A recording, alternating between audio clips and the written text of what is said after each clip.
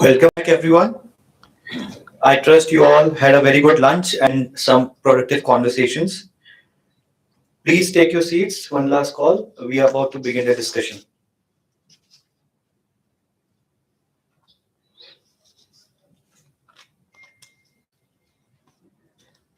So, to begin the session, this afternoon session today, it turns to a subject that sits on every payroll, in every office letter, and in every offer letter that any of us have received in this room. The theme is when CTC meets the code, rethinking salary structures. The new definition of wages has done something quite radical. It has forced organizations to look at how salaries are built, allowances are structured, and what all of this means for provident fund, gratuity, and take home pay. For anyone who designs or approves compensation, this is not theory anymore. This is the next appraisal cycle. The panel right here is going to unpack it. Moderating this session is my friend Ms. Pranshu Singh, who is a managing associate at Hammurabi and Solomon Partners. And joining her on the panel, we have Anil Tiwari sir, partner Hammurabi and Solomon Partners. He leads the employment practice of the firm. We have Mr. Satyajit Gupta, Vice President and Associate General Counsel, Head of India Legal, EXL. We also have Mr. Himanshu Mathur, Associate Director, Accenture. Along with him, we have Ms. Bhagyashree Sett, General Counsel, Technip Energies India Limited. And last but not the least, Mr. Ravi Arora, Vice President, Corporate Affairs and Company Secretary, Heidelberg Cement India Limited. Please let's have a round of applause for the panelists. Pranshu, the floor is yours. Hello, everyone. A very good afternoon. Thank you for having this patience for joining us post lunch hours. We understand it's a bit difficult, but we'll try our best to have a very fruitful, engaging session. Now, so our panel title is When CTC Meets the Courts, Rethinking the Salary Structure. After the implementation of labor codes, the one thing that has actually engaged the boardroom discussion was the definition of wages. At the very first glance, it looks like a mere interpretation or a mere statutory definition that has been laid down, but it has far reaching consequences there. And if I may mention a few that we are definitely going to discuss in a panel, the consequences being how organizations are designing their salary structures, how they're calculating their statutory benefits, and how they're managing the employee cost. Now, without any further delay, after the brief introduction of our panelists, that we already had by our master of ceremonies here, so I would not delay it further. It's a privilege to have the distinguished panelists with us and the diverse experience that they bring with them. So I would just start with the question to be posed to them now, and now it's over to you, sir. So I would perhaps start with Mr. Himanshu Mathur. Mr. Mathur, when organizations begin discussing the labor codes, the conversation almost immediately turns to that 50% wage rule, because that is where the uncertainty seems to begin. So, could you briefly explain what this rule actually requires? What is the intent behind its introduction? And in your experience, what is the single biggest misconception that the employers carry around this definition? Over to you, Mr. Mathur. Yeah, thank you. First of all, thank you very much for being here in such a heavy weather, staying with us and hearing such a complex topic. I believe with my fellow panelists, we'll be able to answer most of the questions. How I like to answer this question is not going into the depth of the law, but really interpreting how this worked out. Because what's important for each of our organizations from a corporate perspective is understanding of the law, obviously, but also how this law applies today so that we can navigate through the boundaries, the ambiguousness, the vagueness that has been set by this law. So I'll first start with saying that unfortunately for us, there is no 50% rule. One has to really understand the definition to arrive at what it implies, and that definition applies differently in different organizations based on whatever is your compensation structure. I'll explain why I'm saying so. Now, to begin with, I always felt how I could simplify it for my board of directors. So I said that this definition has three elements. First of all, it says whatever is your remuneration. That's the first part of this definition, the starting point. Whatever is your remuneration, from that you have to exclude the permitted exclusions. So there are 8 to 9 permitted exclusions, you have to make that. Now, when you have arrived at this magical number, then you have to understand that whatever is that exclusion that you have considered for permission, if the total value of that is more than 50% of the remuneration, it has to be added back. Now, this is as simple as this that you can explain to a board which is sitting miles apart, who has to really has no insight into the complexity this code has brought in. Because within this simple three-tier system lies the whole eventual position. Because when you look at it, look at this definition from a lawyer's perspective, a compliance officer's perspective, it is just words. But when it comes to HR, and when the HR starts looking at the salary structure, they will like to go into the details of what this means. So therefore, I am saying this Accenture's position, I'm here talking about my personal experiences from what we did. So we simplified the whole scenario into these three elements to arrive at the right definition of wage. In doing so, we also encountered various ambiguities. Now, why I'm talking about ambiguities? Because these are live, these are real. And they have been a matter of debate in almost all forums I have attended. My fellow colleagues can, vouch for it. So, in our world, when you hire an individual, you pay them joining bonuses. You pay them retention allowances.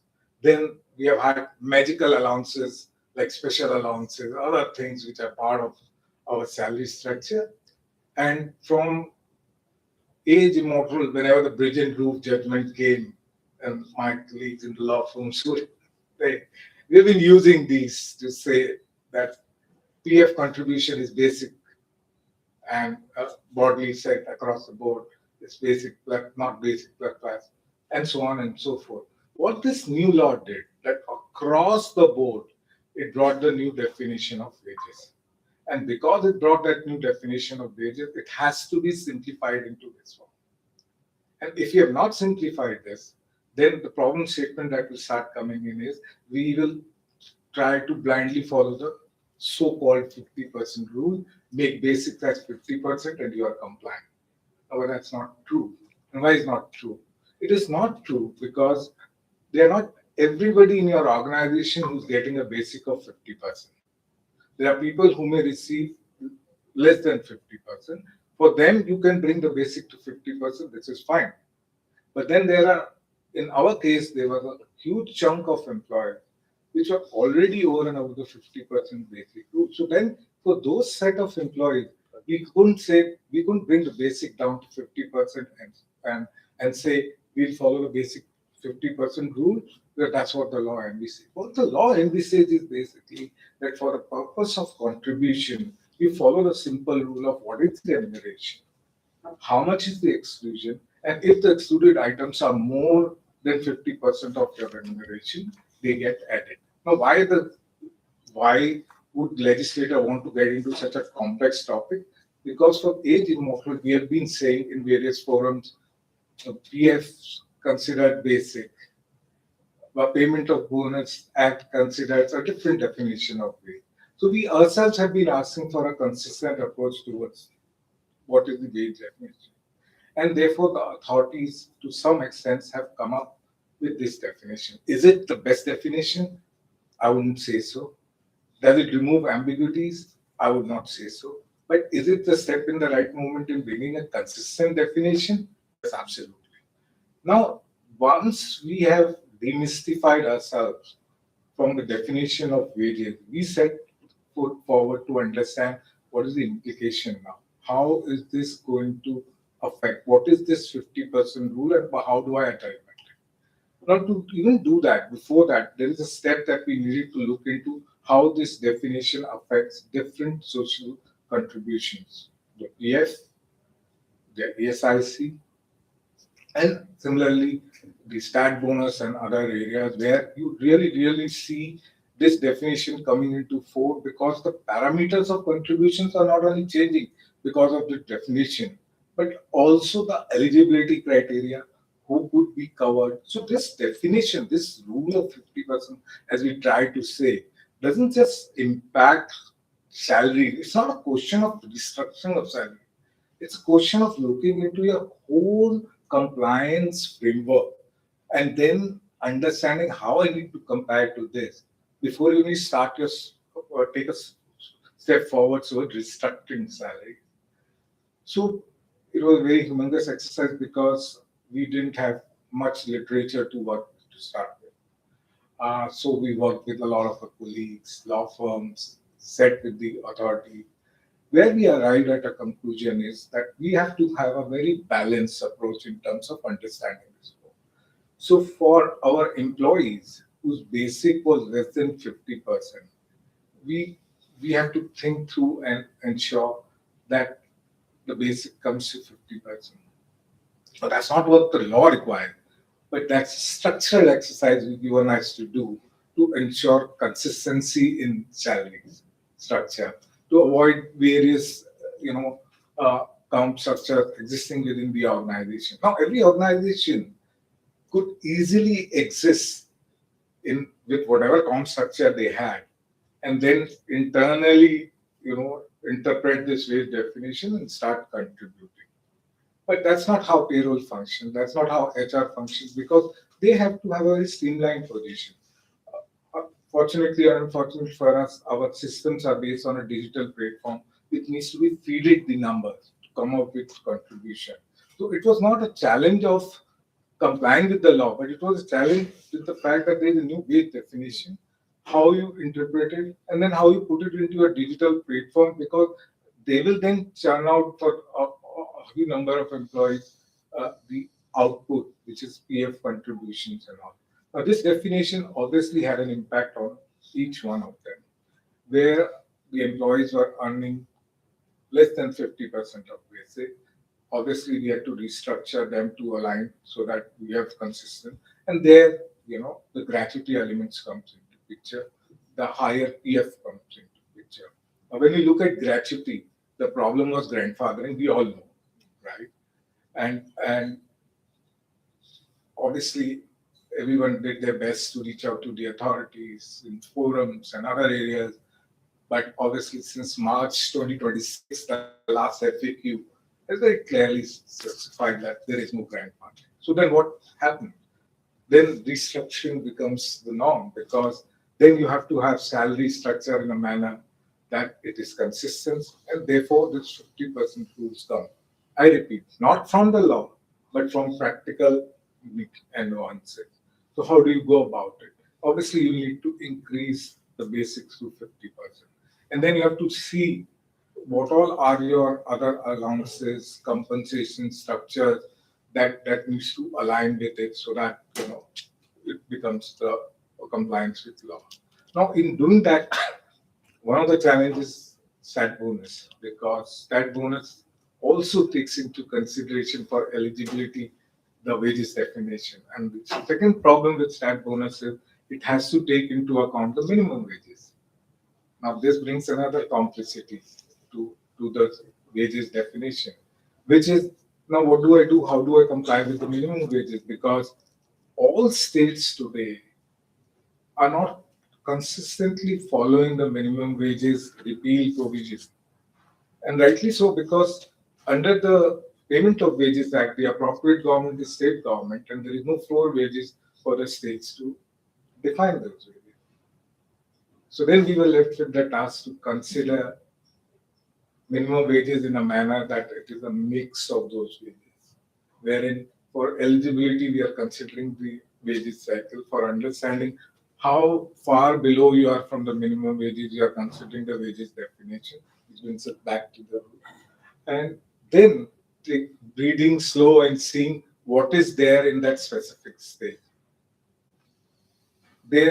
Has there been a definition or something that has come under the wage code, UP's example, or there is a notification still existing under the minimum wages act, and therefore we pick thresholds from there. So it's a very complex topic. To summarize, and I'll take a pause. Uh, One has to take multiple decisions before arriving at the 50% rule. First and foremost, one has to simplify the definition to at least three pillars if possible, which I explained. Second, then we have to really consider that how our structure will follow the definition to meet the essence of law. Then, obviously, as a thumb rule, it leads to the fact that, okay, if you have got 50% basic, it is by implication all the other exclusions will be 50% because they have 100% salary.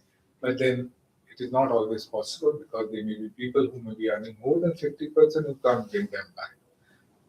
Aligning to the wage definition always has implications towards gratuity, ESIC, and financial exposures, which all organizations have to really reflect internally.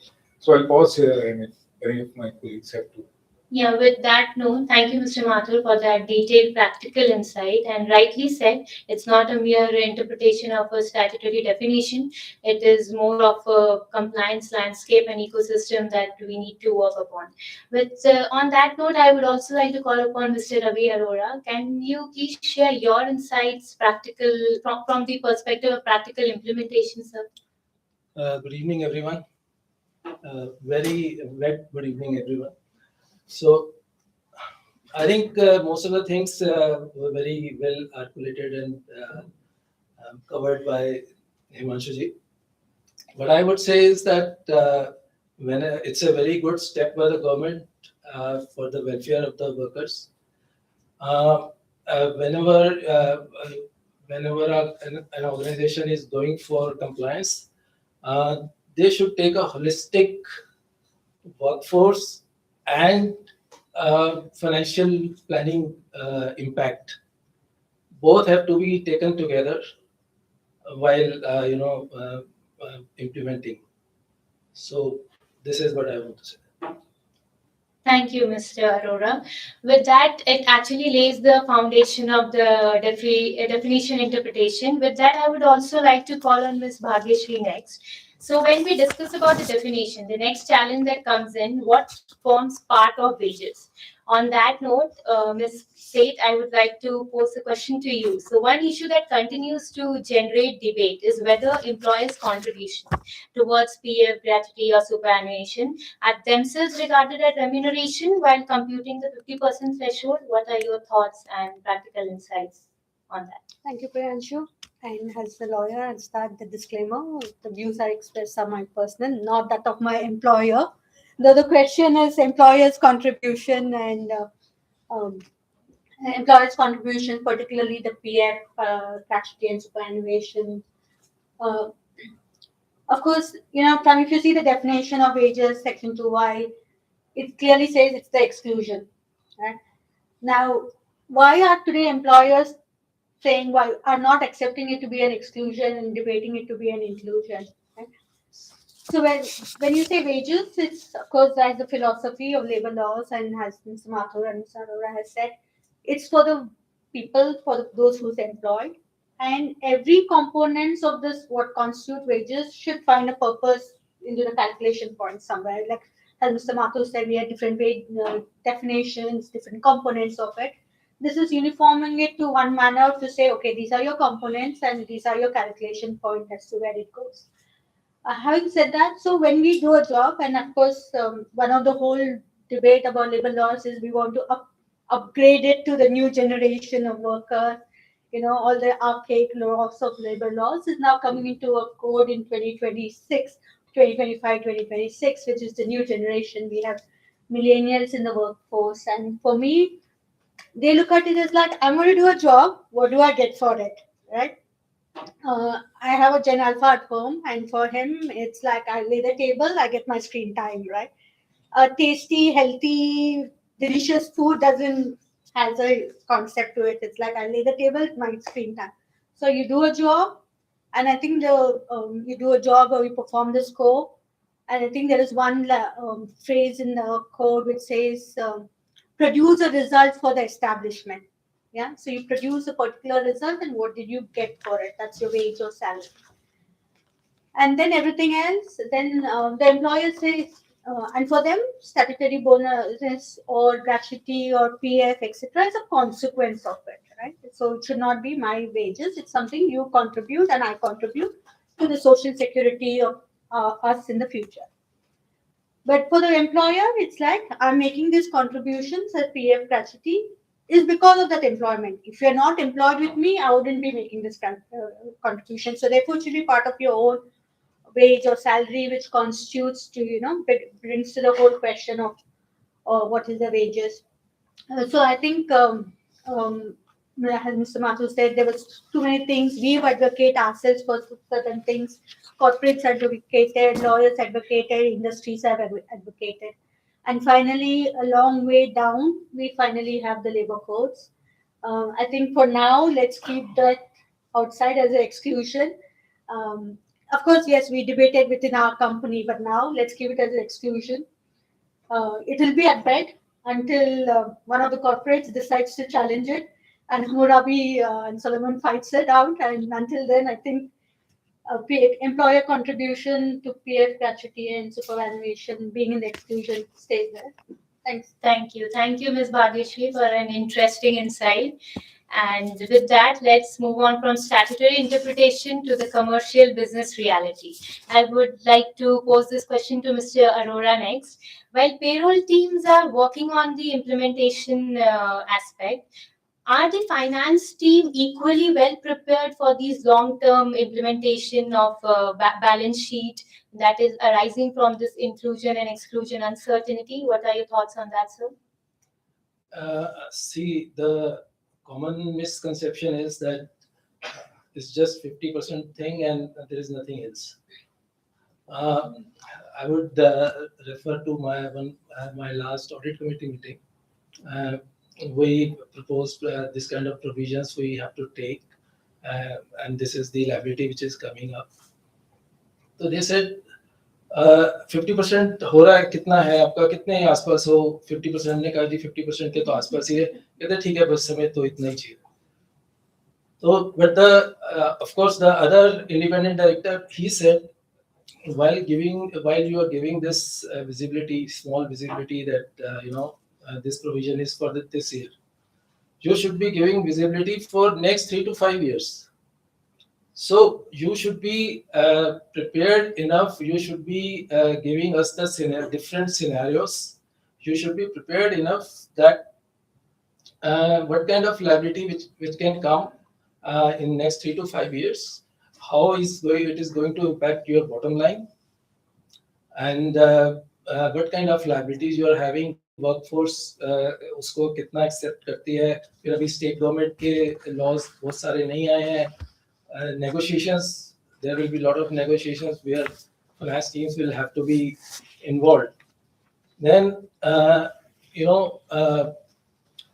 when we say liabilities, we have to calculate where there are numbers, finance team has to be there.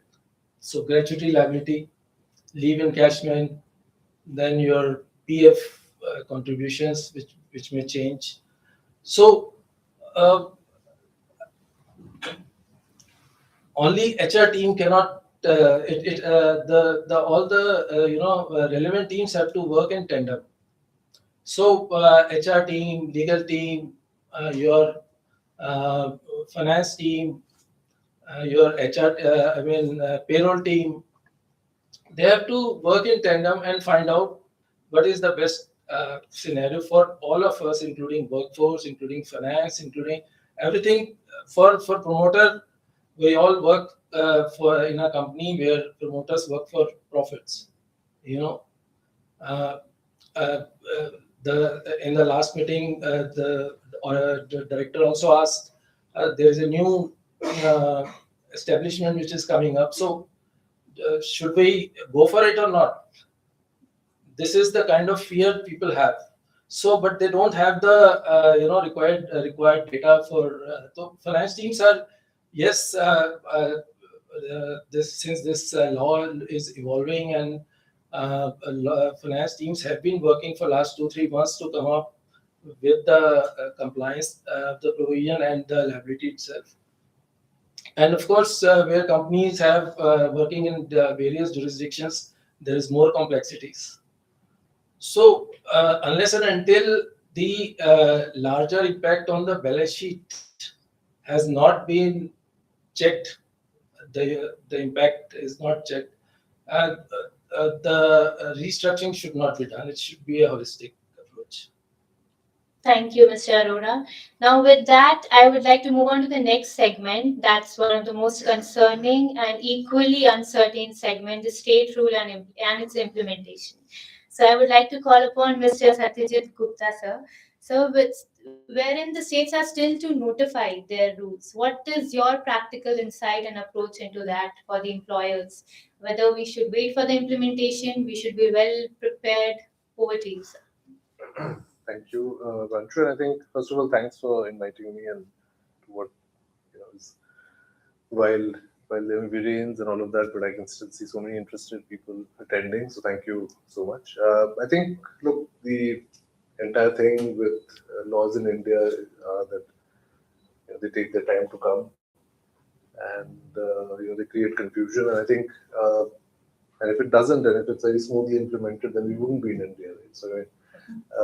So it's like the nature of the beast. We have to accept it.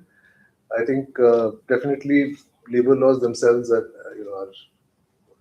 largely, there are elements which are in the central list, elements which are in the state list. There are a lot of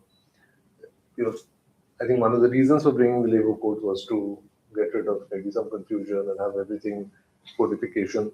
But I think now with the rules, sort of some states not making it, etc., there is confusion. I would obviously urge, and what we have done is that, hey, let's prepare, let's assume, and let's look at the impact when the rules come.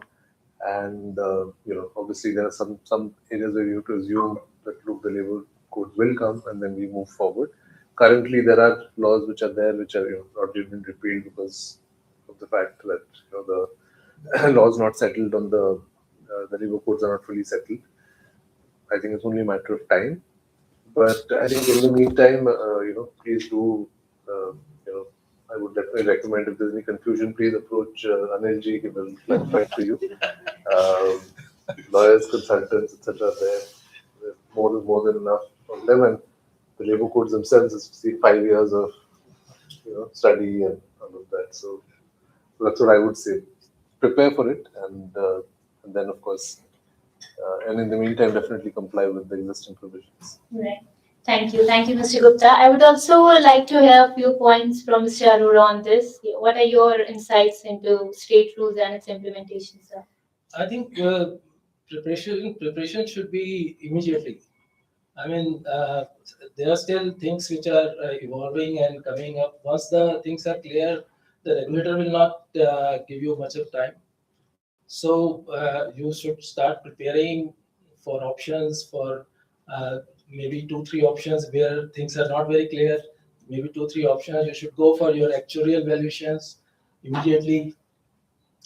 I would like to close this by saying that prepare immediately and restructure thoughtfully.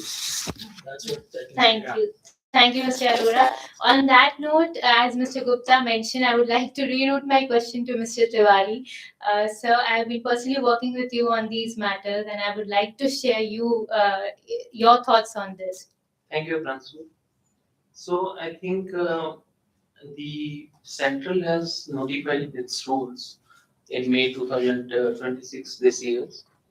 So Central has kind of come up with the rules, but most of the states, there are only 4 states, if I'm not wrong, which have come out with the rules across all 4 courts.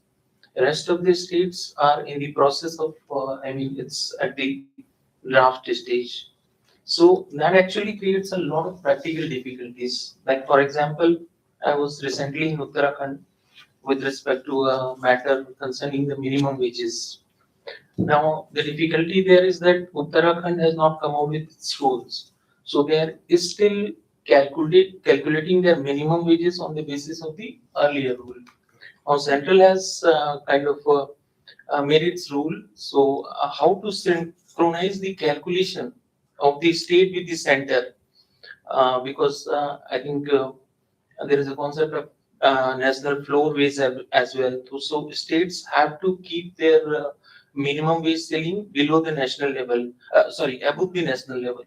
So that kind of a synchronization in calculation will only be possible if the states also come up with their rules. So that is one difficulty. Another example I would give with respect to difficulty only is that with respect to the overtime. Like in the new codes, it provides that they have given a cap of 48 hours for 1 week. So it can be extended up to 12 hours in a day. So a worker can work for 4 days in a week and then can take rest for rest of the days. In the earlier laws, it was mostly 8 hours, 9 hours, or 10 hours. Now, if the employers follow the earlier rules, the idea is very good. I mean, the government wanted to have a uniformity in the content, is more or less there.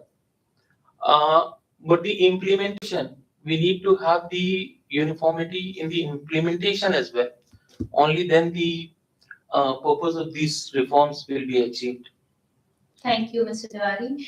On that note, I would like to pose my next question to Mr. Arora on this. So, as you mentioned, basis on your previous insights, so whether there has to be a sensible sequencing that the employee should look up to, or it should be a ground up for immediate implementation.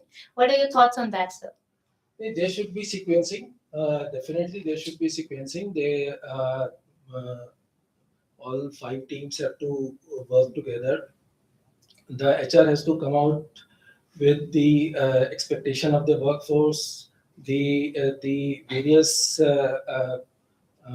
options which they think that workforce will be able to adjust to, and then of course finance team comes into picture.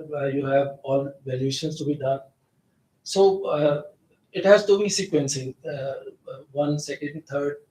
Then actuarial valuation हो गया आपका क्या कहते हैं liabilities आ गई आपकी. Then you have to think in a future aspect, like 3 to 5 years budget you can give.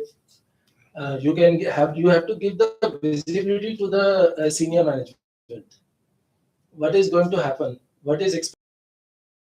That is very important. So a kind of sequencing will definitely help. But yes, you have to put down immediately. Prepare yourself. Whatever steps we can take, whatever kind of preparation should be doing. Other than that, so when the things are clear, the wages should be made. There should be a flexibility in the wages that we try to choose, so that when there is some clarity, then we can immediately make the changes as we required. Thank you, Mr. Arora. On that note, let's shift us focus on the next segment, that is the multinational organizations. I would like to call upon Ms. Bhagyashree on that. With this global mobility going on, ma'am, how does this 50% wage rule that we actually discussed has impacted internationally benchmark compensation structures? What are your thoughts on that? I'll start with a personal example. So I left India on international mobility and I came back in 2020. The basic that you see in your payslip for me didn't change. Because when I went international mobility, everything was paid for by the company, like schooling of the child, your conveyance, your groceries, housing, everything gets paid in that international mobility packet, right? So your basic pay could be just that, has your pocket money maybe, and then everything else is paid for and taken care of. Um, and in that context, whether the basic today when we have Indian codes, readjusting some of that what constitute wages. Of course, all MNCs have to comply with the law, and we will, whether we restructure it now, sequence it, that's still. And from the day the labor codes got announced, the board has one question. I think, what is the impact? As Mr. Arora has been saying. In the beginning, in November, we said, "Oh, the rules has yet to come, so we wait for it, right?" And then the financial year closes come, and then as Mr. Arora said, we do some calculation, we do the actually, and we make some provisions. And then the rules come, and then the board says, "What's the impact now?" But it takes time all around. So accordingly, even MNCs on international secondments or expatriate secondments have to start thinking about it. But there are many ways, and companies like Accenture, Deloitte, and all will structure it for you. There'll be multiple. I have had multiple contracts. Like I've had a host country contract according to their applicable laws. Then you have a mobility contract. So it goes from one bucket to another bucket. What you get given there gets adjusted and deducted in your mobility contract. So there are many ways to it to handle it, and I think MNCs will ultimately deal with it. Of course, in compliance to the basic law, the law of the country. And like everything else with labor law coming, what's the impact on employment or the employees of the Indian company? That question has been answered and debated. Same way, even the expats will come up today. So much MNC has not really looking that has a greater impact, in my opinion, because I think for them it's more, of course, cost and what it's on your financials. As Mr. Arora was saying, ultimately the board wants to know what's on the financial. But expats, mobility, secondments is for MNCs more than just a pay thing, right? It's more employee experience, employee value, employee learning, which on a larger bracket has a much more, in my opinion, and from the company that I come from, is much larger than that extra amount it would probably go into. Ultimately, it will equalize somewhere in the books, but the MNCs today will not look at that, that's just because we have a new definition of wages, new arrangement has to, some part of it has to be 50 and the remaining what is included, excluded, which they will anyway do for the Indian employees, and they will consider the same for their expats when they come in. So I don't think that's much of a challenge there, because they will still keep that value proposition going for their expats, and I think that will settle in a sense. Today, again, there are many components which is excluded, included, um, you know, and Ms. Mathur mentioned in the beginning, there was this whole gamut of special allowance, like a bucket which only probably if you understand what is your bucket in special allowance, you've achieved something, because there's so many things in it which goes in and gets out. And that special allowances, when I was in international mobility, that was it. Like as I was saying, my payslip basic was like almost stagnant, right? The special allowance bucket sometimes, depending on the country, is large. Depending on the other locations, it's smaller. But and then you get into it and get out of it. So I think more importantly, it's important now for MNCs and for the country actually to start looking at what we call social security agreements. Uh, because, like for example, my previous question on PF and gratuity, today that expat makes a contribution here, but don't see that light of it. That benefit doesn't go anywhere to him. I mean, and therefore the company bears it. So their contribution and company's contribution, everything coming to company's cost. But there are some social security agreements where you make a contribution in India, it should get counted as contribution in the country, and then somehow get transferred.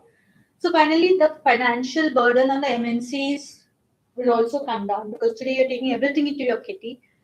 If the employee sees that yes, there would be a benefit that they will derive from, will be willing to even make those adjustments and take care of it in the larger when they go back to their home countries or, move back to their home countries. So MNCs has their own, they will play around a little bit. And today, right now, I don't magic formula. This is how we're going to deal with the expats. I think they're all concentrating and settling the Indian employees first, and then when the expat comes in, the Indian contract will anyway reflect the Indian law. What goes into the mobility contract and how much they give here, how much they take there is a little bit of still a matter to be explored. But I think with the help of law firms, consultants, PNC, HR consultant companies, they will structure it. We will. I mean, of course, at GC, we get asked the question every day saying, "Can we structure this way? Can we structure that way?" Yeah, there is. We do sometimes do strict interpretation, like how it came to definition of wages and not. We were saying in the beginning, start with what is included and what is excluded. Don't go into quite challenging why this is not in, why this is not, and then we go on from there. Thank you, Ms. Seth. On that note, let's shift on to the operational readiness part now. The most pressing issue herein that comes in is the settlement due time period. So I would like to pose this question to Mr. Mathur. Code requires these wages payable upon termination, dismissal, and retrenchment to be within 2 working days. Yeah. So, from an operational perspective, what are your thoughts on that, and how would you suggest an employer, from your practical experience, to go about? Yeah, I'll answer that, but I'll just like to add to that discussion because I can't keep myself back on Sure. mobility. You see, the question on labor code, the costs that are coming from the labor code is looked into by the organizations from various perspectives. So far as mobility is concerned, what most of the companies want to look at is not only compliance but the rate card. Our rate card is based on various components. So there is a different rate card for domestic. There is a different rate cards from whoever expect we hire. The problem statement is that while the law has come in, the changes have come in, our ability to change the rate card is very limited because our one such valuation can happen only if our clients agree. So with clients, we have a lockdown. COLA is also, to a limit because the COLA rule had not looked into the labor code based expenses. So therefore, there is definitely a challenge. Now today, what most companies are doing, at least to whom I know of, are either keeping their decision to pass this money out to clients or diffuse internally at abeyance, the trying to see. And nothing has gone to really change the rate card. So, in a sense, we are hiring the way we were before. We are bringing in people. Obviously, the comp annexure is changing. There are expenses on us. Unfortunate instance of people who are coming with non-SSA countries not being able. So all this will continue for a while. Things have to settle down. We have to have clear instructions on how things apply. The overlay that Sir spoke about and Mr. Tiwari spoke about various statutes not aligning with itself, the practical implication has to settle down. Then we'll do something. But till then, I think most of the burden will be on the sorry, adding. No, absolutely. Now coming to this topic, which has been the bone of contention, and you see, we have different type of companies today existing in this country. Some are highly digitalized with processes based on inputs, and if you don't have those inputs, nothing moves. Then there are certain companies which are on hybrid, where they can take care of things through a manual and a hybrid process, and can.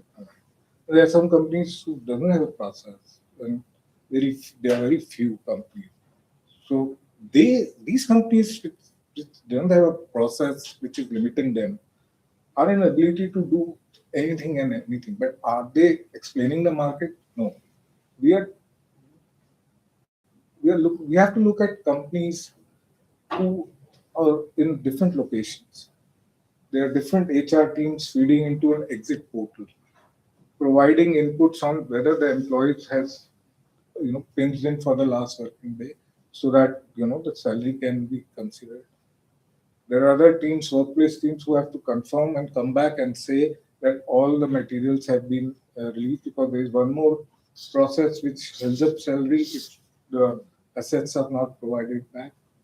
So obviously the law coming up and saying that you please release every money in next 48 hours is not new. It was part of previous laws also.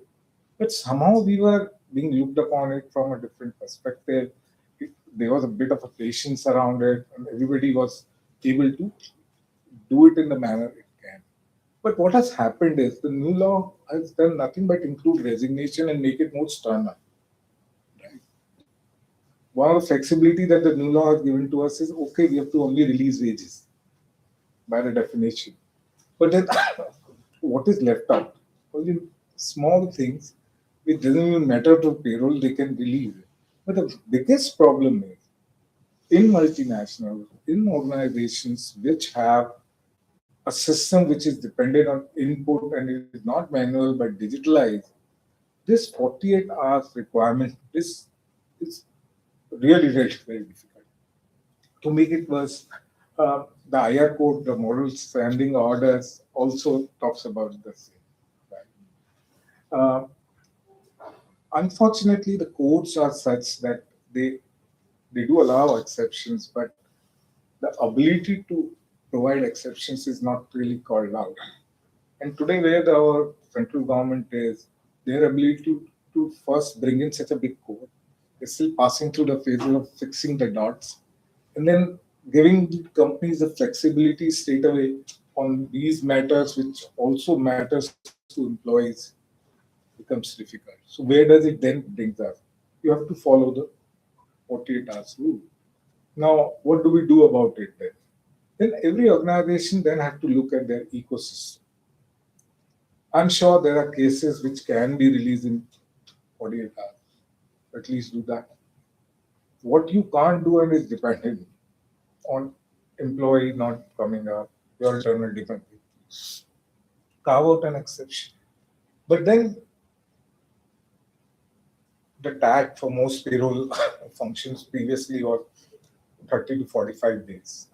But with this change in law, that's not become real. We have to really see that the intent of the law is that the dues are released at the earliest. So therefore, the companies have to put their own options to see that if something is left out, probably first of all, the marking orders are 2 days, so you have to follow. The systems have to align to it. But where you can't, then how much time you will take?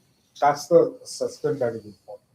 One of the options which can be explored is, okay, Social Security goes in the 15 days, the Chalan has to go in 15 days. Let us try and close things within 1 month and 15 days. Then if you look at it, under the erstwhile Payment of Wages Act, the wage cycle was excusable up to 7th day of the next month. Maybe try and do that. So the fact is that yes, the law requires to, so that has to be respected. But there are practical nuances which will not let us do that. Idea is to achieve the maximum compliance possible and then find practical, intelligent ways of taking care of exceptions. But let the exceptions not be so far drawn that the very purpose of the statute gets defeated. You have to fall into line to understand and give an intelligent answer to the labor inspector who's coming to your premises and tell them, look, I'm taking 15 days from the next one because that's what we have said. Maybe they'll accept. They'll say, okay, in the outside law, 7 days were in any case given to me to constitute a wage cycle. So I'm taking that as a law. Idea is this law requires payments. So therefore you have to.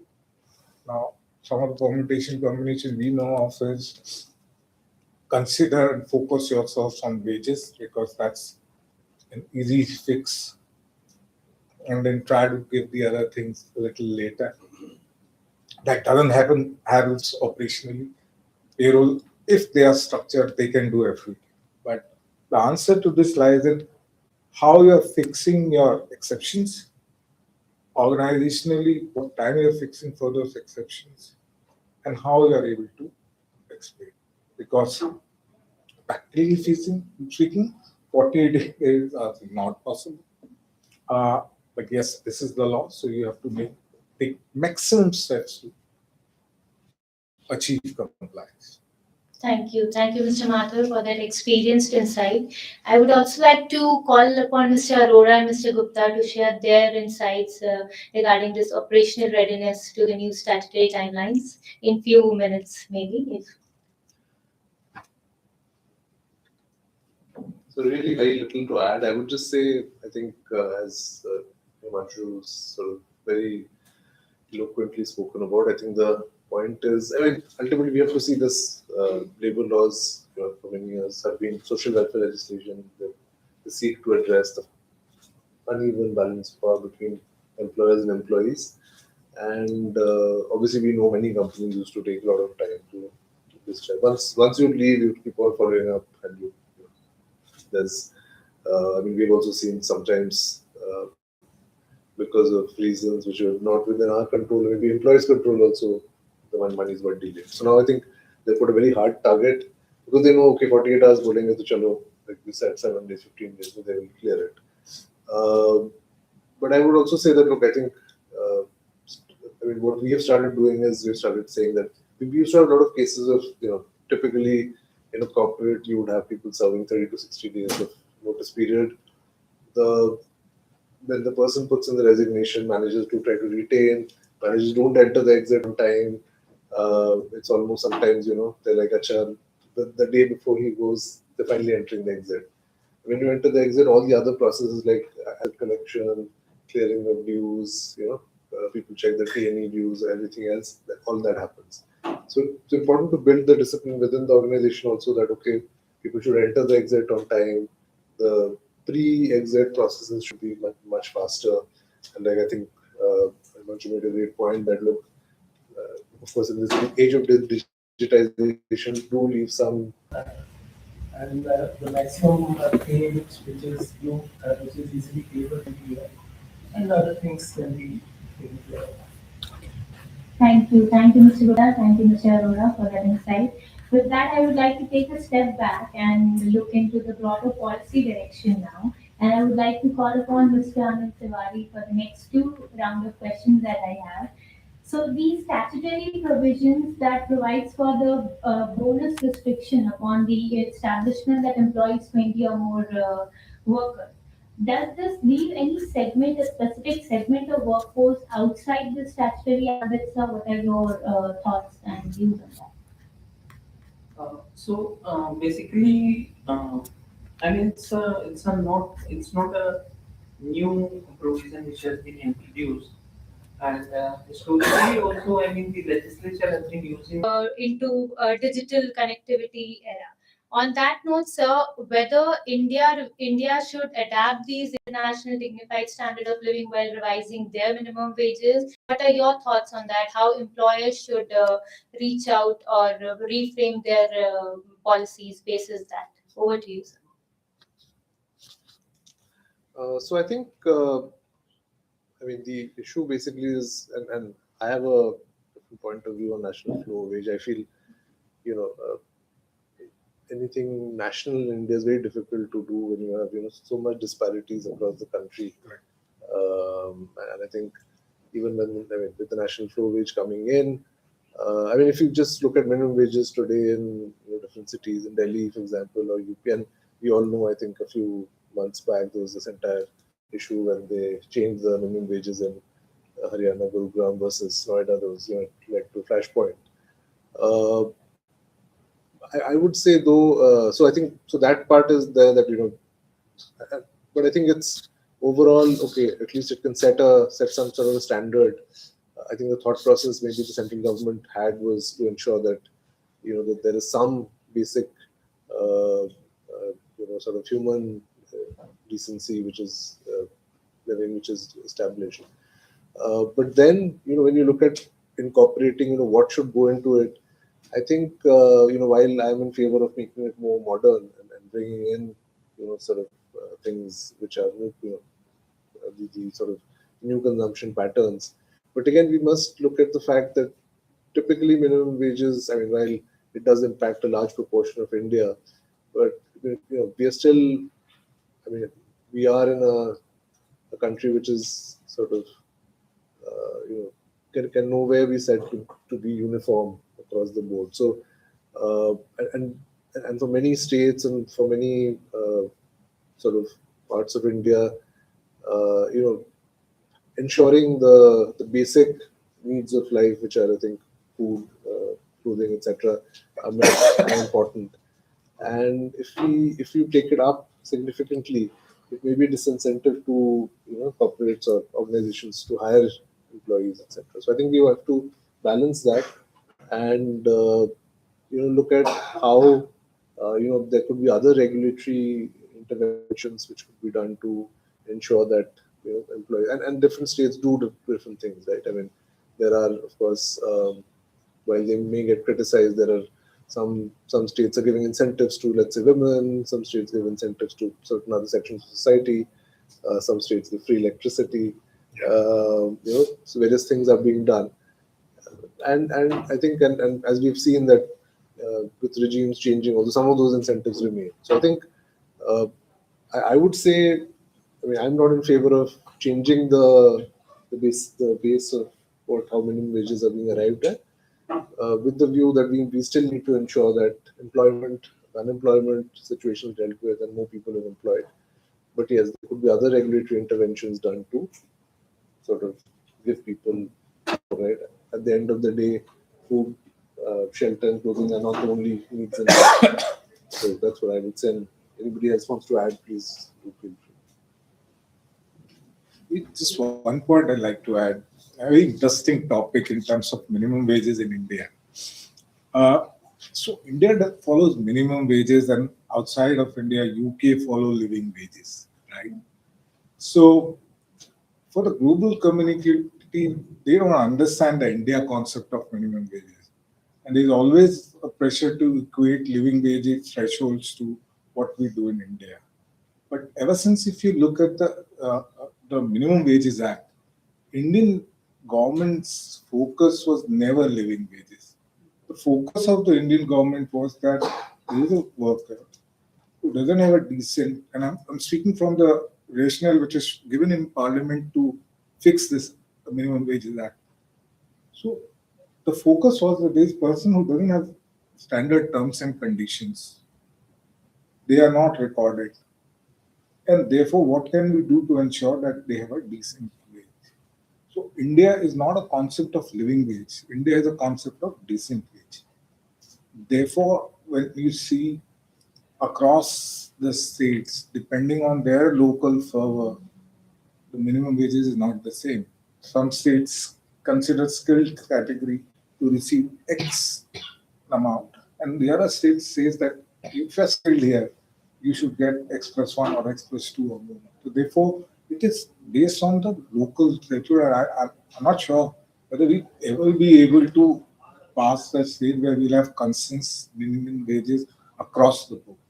But I think the court did a very important thing as Mr. Tiwari said, that central government can provide a base. It can provide a platform which is the floor wages, based on which the states can fix their own. Of course, we'll continue to have different wages across, but then there will be some system to the madness. And that's what the purpose of the code, and I think if that is achieved, we'll be in a good spot. But having said so, having looked into the implementation of the minimum wages from a wage code perspective, somehow, and this is my personal thought, not my employer's position, somehow a thought comes is, why should we consider the labor code's definition of wages for minimum wage compliance? Look at from an employer perspective, what happens is I'm having a fixed pay, which goes to, say, let's assume 40,000 a month. Over the bracket of minimum wages across most of the states, right? but suddenly there is this magic definition of wages. My take home is beyond what minimum wage threshold is. But I have to apply the definition of wages, and there comes a top up.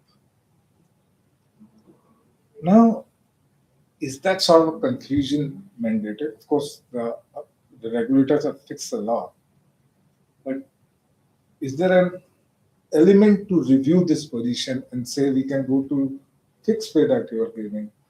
Because if you see previous judgments of the Supreme Court also, in identifying what components goes into the minimum wage, one of the judgments says that you should not break, you should consider it as a form.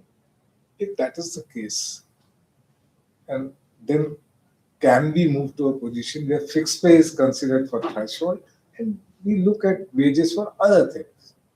But that's not the law. The law is different. So therefore, as law-abiding corporates, we have to follow the law. But somewhere down the line, this thought comes. I thought I'll take this platform to speak about it as a very personal note, not coming from the employer that I represent. Thank you, Mr. Mathur. That was quite a different insight, naming it as a decent wage rather than the minimum wage.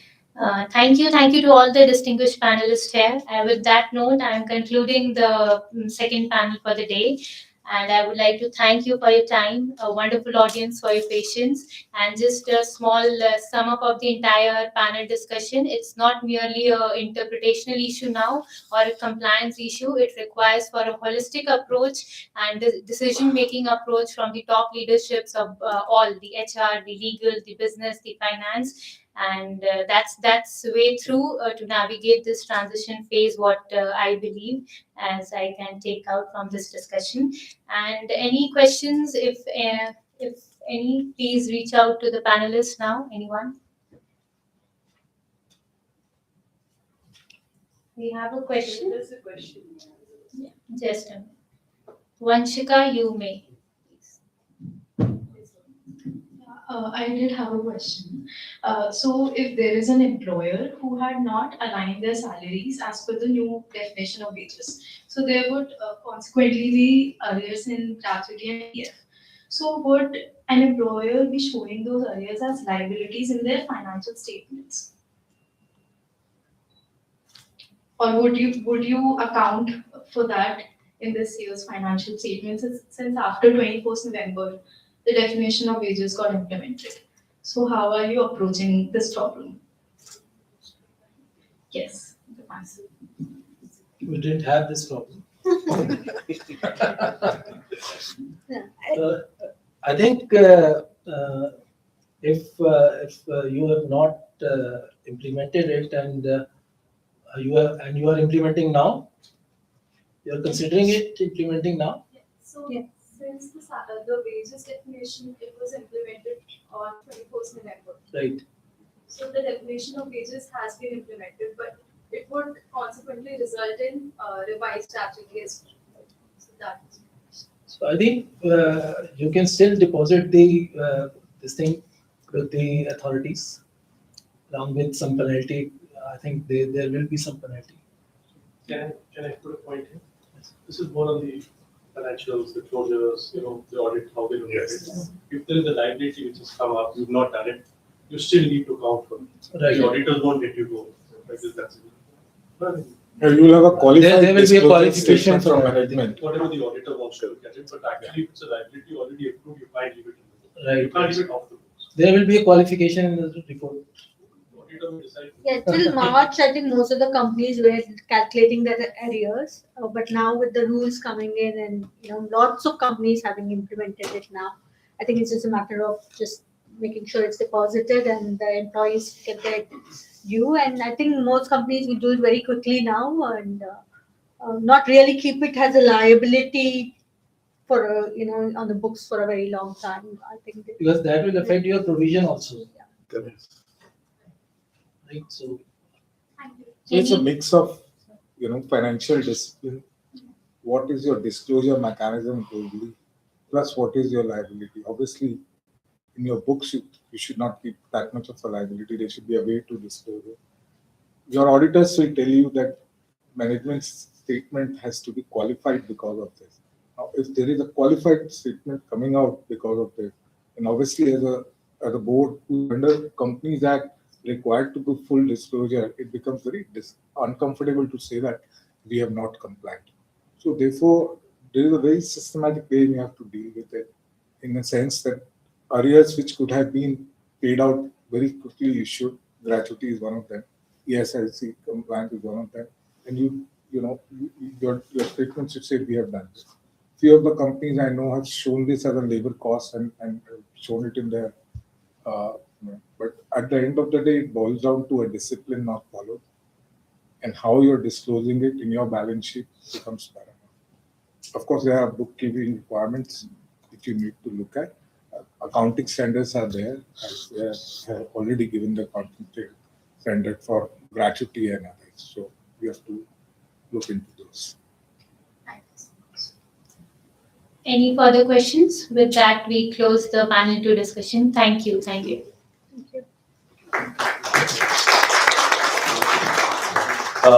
Sir, just a second. So we have a small token of appreciation for all the panelists who have assembled here. So I would like to request Avdesh sir, Ankit sir, Shweta ma'am and Jyoti sir to please facilitate the panelists. We go down or we here? We handed over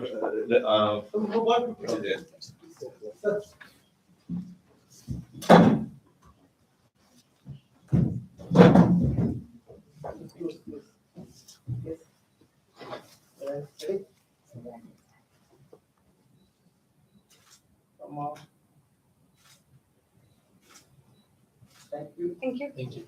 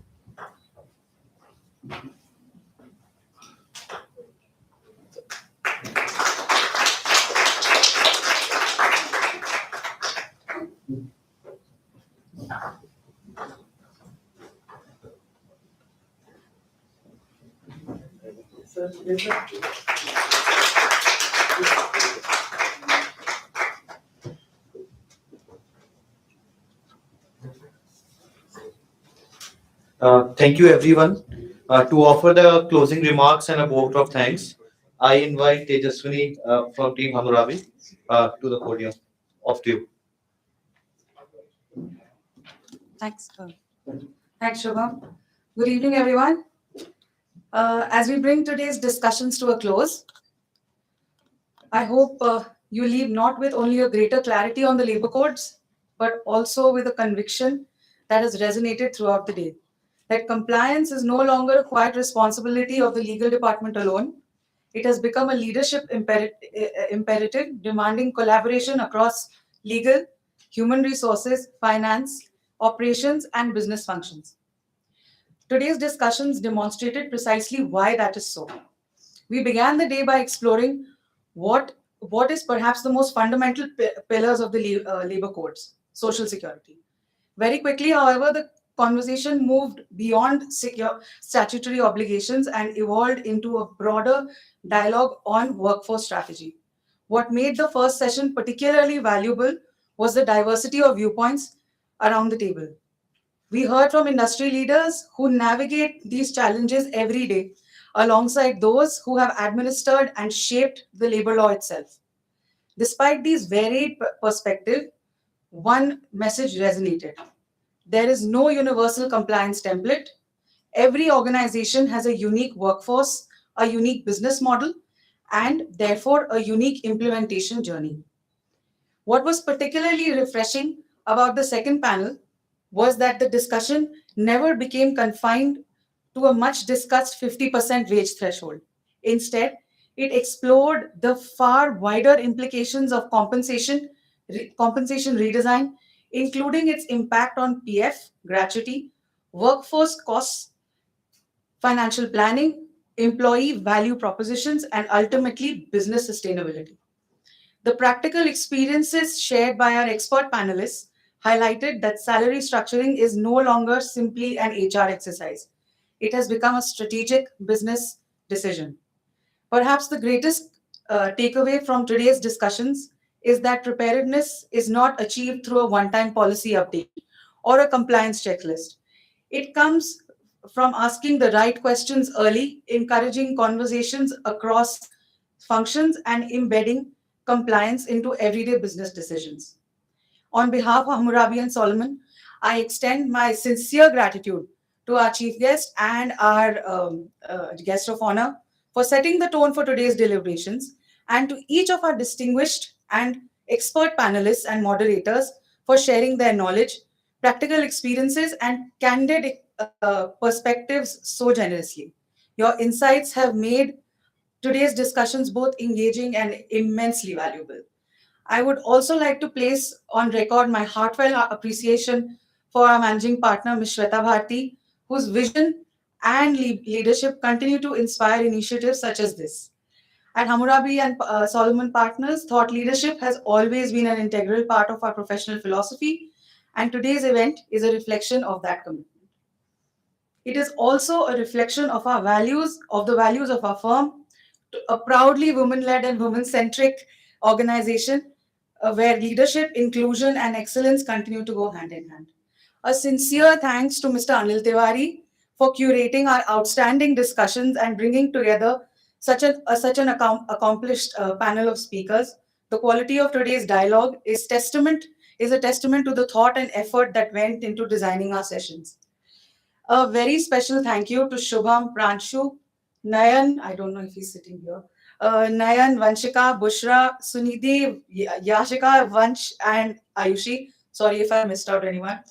From planning and coordination to registrations, logistics, speaker management, and ensuring that each and every detail came together seamlessly, your commitment towards today appears effortless, which, as anyone who has organized events is perhaps the highest compliment for organizing an event.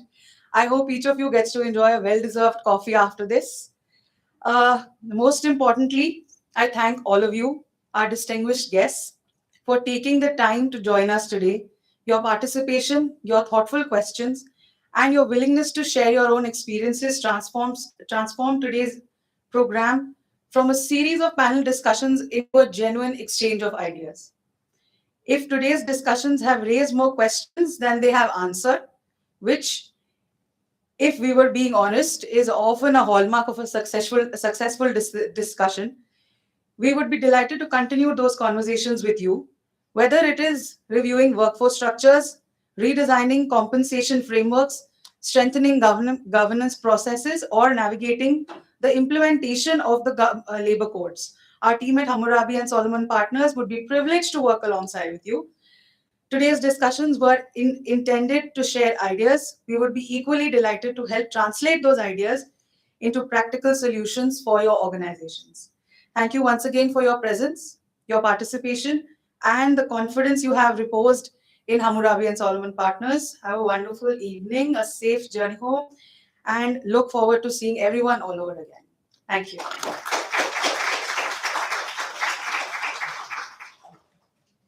We also have tea, coffee, and some snacks outside, so please help yourself to it, and we'll see you again. Thank you.